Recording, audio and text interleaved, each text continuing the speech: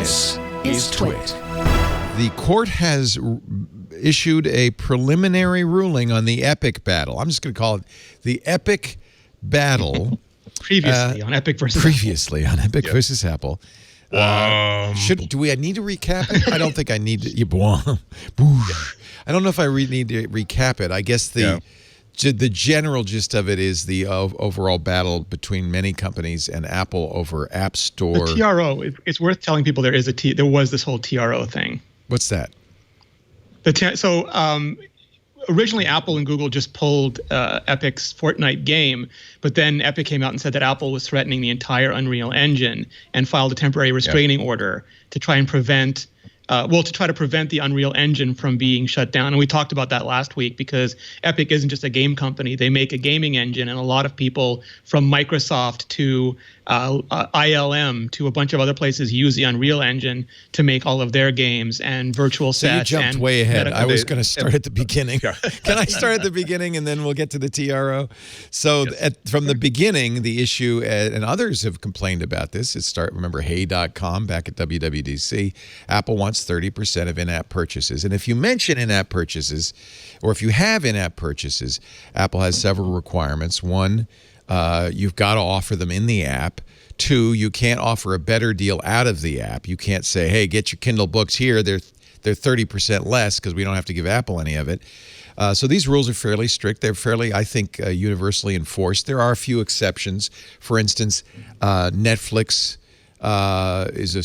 because Apple says, well, you're streaming video, so you don't have to give us 30% of subscriptions. There are a few exceptions like that, but generally that's why for a long time the Kindle app didn't offer in-app purchases on iOS. It did on Android. It didn't. Things like that. Along comes Epic Games, Fortnite, the most popular game over the last couple of years. It has made Tim Sweeney, the CEO of Fortnite, $7 billion last year. It's made it a $12 or $13 billion company. It's been a very successful game. It's a free game. It has in-app purchases for downloadable content like outfits and dance moves. They decided to play a little game with the way in-app purchases worked on iOS and Android. In effect, giving a discount if you didn't buy it through the store, eliminating Apple's 30%. Apple immediately yanked Fortnite. But then the next step, and that's the TRO we're talking about, Apple then also said, and by the way, and it's in the provisions, we talked about it last week, we're going to yank your developer certificate. The problem with that, it affects more than just Epic because it's the Unreal Engine, and a lot of people use the Unreal Engine. Dozens of games, including Infinity Blade, which is one of the best-known iPad games, but many, many games use the Unreal Engine. Not just on iOS, it's everywhere. And so if you're a game developer, it makes a lot of sense. Use the Unreal Engine. Makes your life easier. You don't have to write a gaming engine. You can take advantage of hardware features on multiple platforms. You can offer a game on multiple platforms. All you really have to do is design the game, put the underlying logic in, and you've got something gorgeous. But by yanking the developer certificate from Epic, Apple made it impossible for Epic to update the Unreal Engine so that games reliant on Unreal Engine themselves would not be able to get updated. And that is a severe problem. Epic went to the judge. Well, first of all, Epic sued in the Ninth Circuit Court of Northern California. Epic went to the judge at that time and said, Judge, we need injunctive relief. We want you to stop Apple now so that we can adjudicate this, so the trial can go on without harm to us.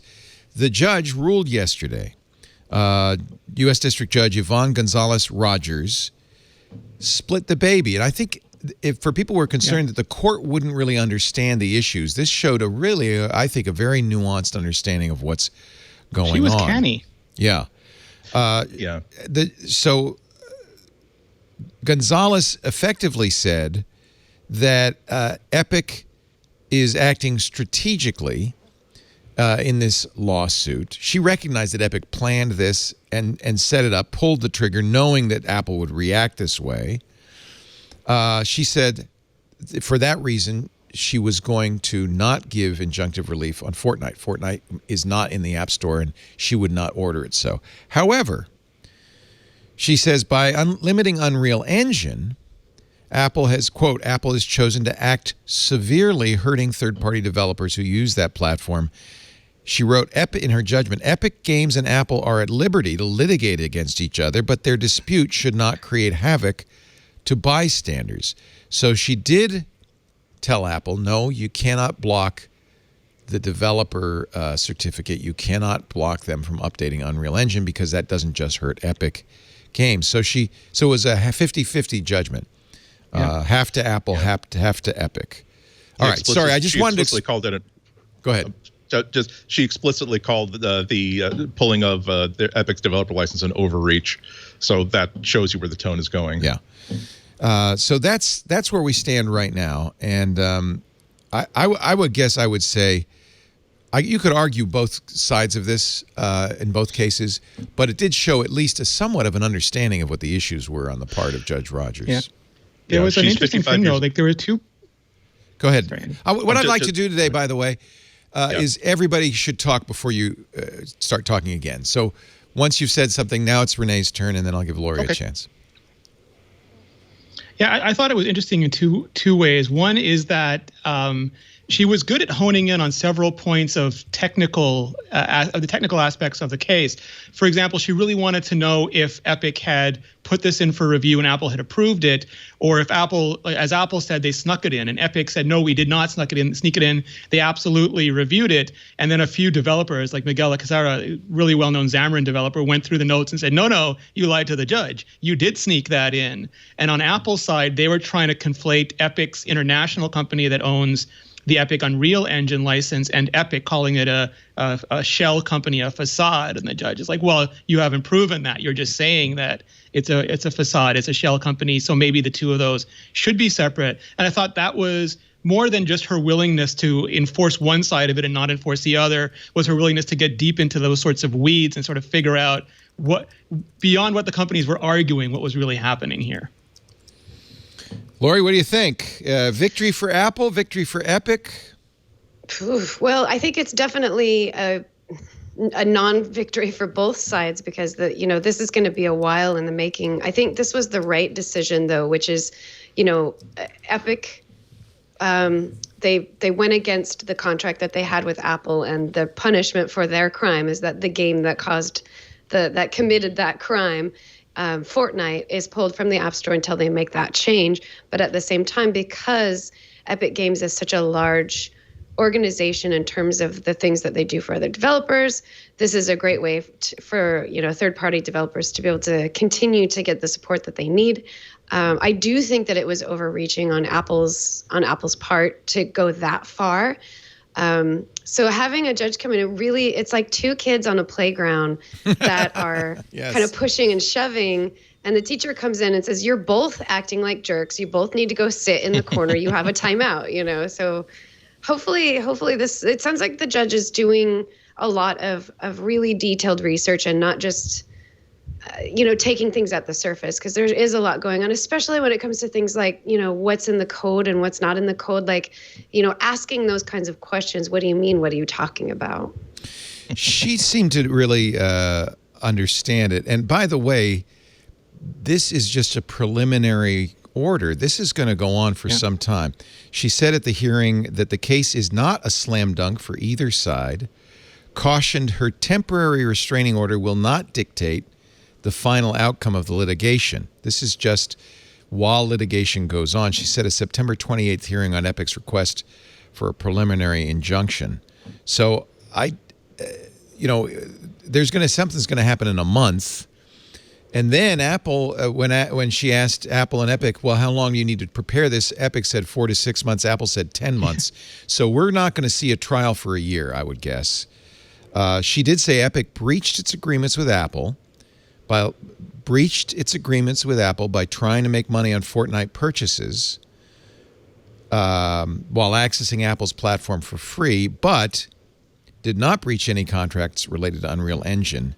And so she said it was punitive on Apple's part, in effect. So a little spanking for both sides. But this is going to go on for an awfully long time. And I think that's the reason for the injunction is she realizes this is going to be painful for Epic, fine. Epic, you brought this on, but she doesn't see any reason for it to be painful for third parties. You agree, Andy? Yeah, absolutely. And there are a lot of people on both sides that are trying to read into what she was saying. For instance, saying that, oh well, that wasn't good news for Apple, because she acknowledged that just because Epic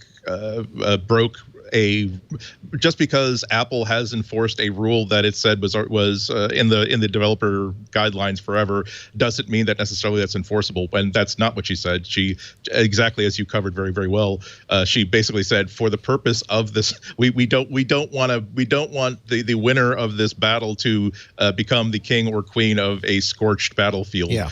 There's no need to punish the entire Mac and iOS software market just because these two companies are having difficulty. So it really wasn't a win for anybody. It would affect the Mac too, right? It's not just so that's really a side effect that goes well beyond this battle over iOS. That was a bullet dodged. I was really, really concerned that I was surprised that Apple would have gone to that level of brinkmanship, because I'm sure they realized that here is all of the technology, here's all the software that people use that require use of these of this engine. It seemed like a way to try to get Epic to, well, they backed down once a couple years ago. Maybe if we hit them with a big hammer, they'll back down again. If you're bored with this story, I'm sorry, because it's going on for. I'll try not to make every show about it, but it's fight. It's going to go on for a little while, and it raises kind of like a soap opera. Yeah.